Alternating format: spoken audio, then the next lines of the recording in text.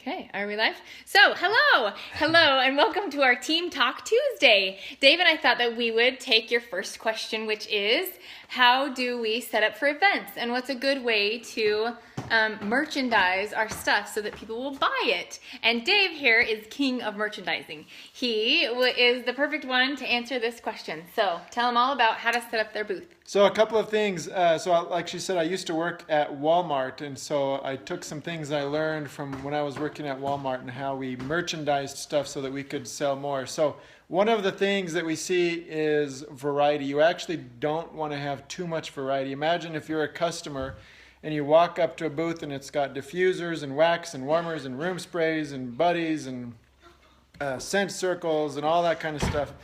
It can be a little bit overwhelming. So kind of pick one. Warmers and wax, diffusers and oils, right?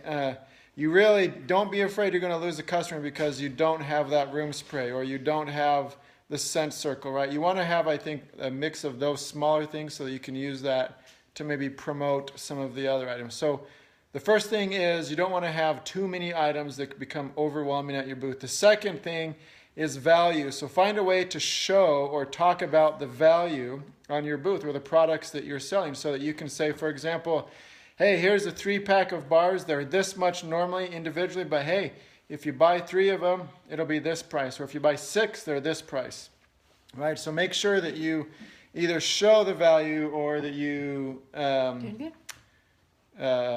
the value. Oh, either in your signage or in your when you're talking to them. The other thing, which is kind of interesting, is vertical, right? So sometimes when you go to your event, let's say you're doing a warmer and a wax focused event, right? The question might be, well, how many warmers do I get out of boxes? The reality is that they're not going to flip through, at least in our experience, they're not going to flip through a catalog and then say, do you have this one? They're just going to walk by and they're going to look and see what you have showcased. So if you're standing there with the expectation that they're going to walk up and look at a catalog and then try to buy something, that's just not going to happen. They're going to want to walk up, they're going to walk by, and if they see a warmer that they like, then they'll say, okay, maybe I'll buy that one. So that's another key, is make it vertical, but get them out of the boxes. Yeah, so get them out of the boxes, get them showing. I didn't even mention that, the verticalness, right? So, and actually in retail, if you walk into a bookstore, you'll see a book on different shelves, the same book going down from the top all the way to the bottom shelf, because for some reason we like to buy things that are displayed vertically. It's attractive to our eyes. So if you have warmers and you can stack them vertically, the same thing, then great. If not, then just have a warmer, another layer, and another level of different warmers. So that's the other thing, vertical. And then obviously if you have any kind of seasonal promotions or new products or warmers of the month, we want to kind of feature those out front and say, here's your new thing, or have a sign that speaks to that. Because newness and or promos really, it's interesting, whether it's Mother's Day, Father's Day, Boxing Day, whatever it might be. So something like that. Now, the other thing that we like to do that we've done when we've done fairs and shows was have kind of a vendor special. So that helps. Go around to all the vendors and just say, hey, you know what, for vendors, we have this special, whatever it is, whether, it's 10% off or you get a bar for whatever, if you buy 4 that you get this or whatever it is. It doesn't even have to be a big special, because what we found is the vendors at whatever event you're doing, they are also entrepreneurs just like you are, and they are go-getters just like you are. And so by connecting with them and even offering some kind of little special, it's more the connection that you make with them even than what kind of thing you're giving away that will help build your business, because we've gotten recruits and as well as lots of sales. Sometimes if the event is a flop, sometimes the only sales that we get were from other vendors. Yeah. So that's a really good key, is to make sure that you bond with those vendors, and a special is a good idea. It doesn't even have to be a lot, like you said. Yeah. Buy this, get an extra this, or whatever it is that you want to do that you can do. It's just nice to make that connection. Yeah, vendor specials. It's actually, like she said, there's been times we've gone to either Scentsy events or other, when we had our own clothing company, where the only product we would sell would be to the other vendors, and just because we gave them a special. So that's actually a pretty big tip. So that's how you'd set up and merchandise the product at your booth. But then as far as other things with the Yeah, we also wanted to bring out, you don't have to get in there. You don't have to just show me.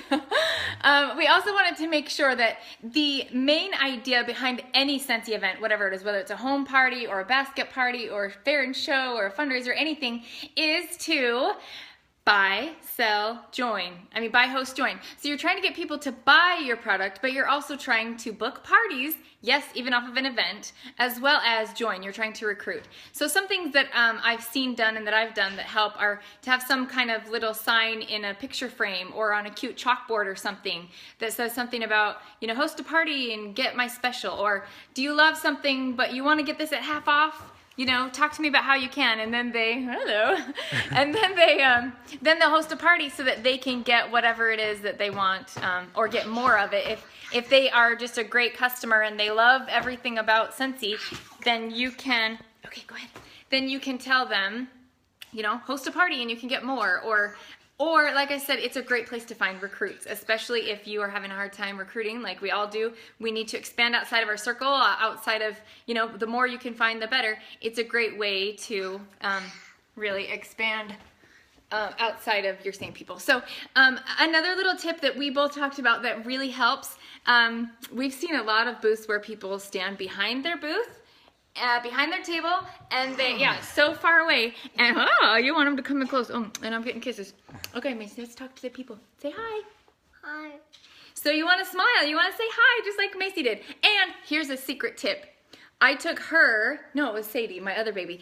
I did a big, huge fair and show in Minneapolis years and years and years ago. It was huge. It was a big home and garden show. And I had a baby. I think she was 3 or 4 months old, so she was little. I tell you, that draws the crowds. So if you can, bring your baby, because everybody likes to see babies.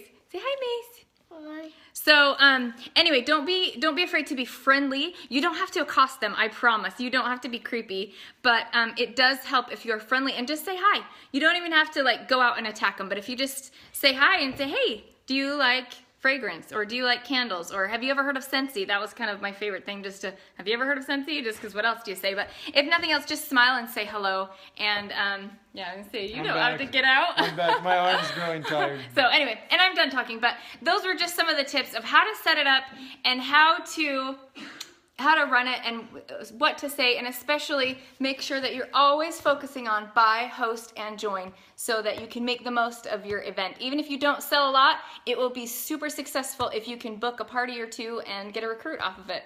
So anyway, that was just kind of our event tips. And do some kind of name, like where you're collecting their names, whether it's something that they get in the drawing for or whatever, you want to collect their names so that you can contact all the customers, or even those who don't buy. You want to contact them because maybe they changed their mind and they went home and they're like, oh, I should have bought something. You can call them and follow up, and you never know how your event can just keep getting bigger and bigger.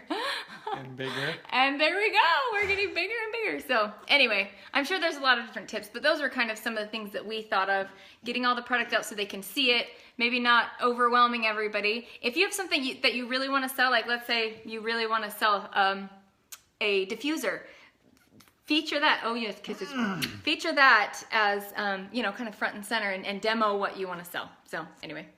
Good luck. You guys are awesome. There's our Team Talk Tuesday. I love seeing all these fun little comments on the side. That's fun. So thanks for tuning in, and hopefully this is a fun little way to talk with you guys. So again, keep the questions coming. Maybe we'll keep doing some more team talks if you guys like it, or we can try something else. But anyway, you guys are awesome. We love you. All right, see ya. Bye. Say bye.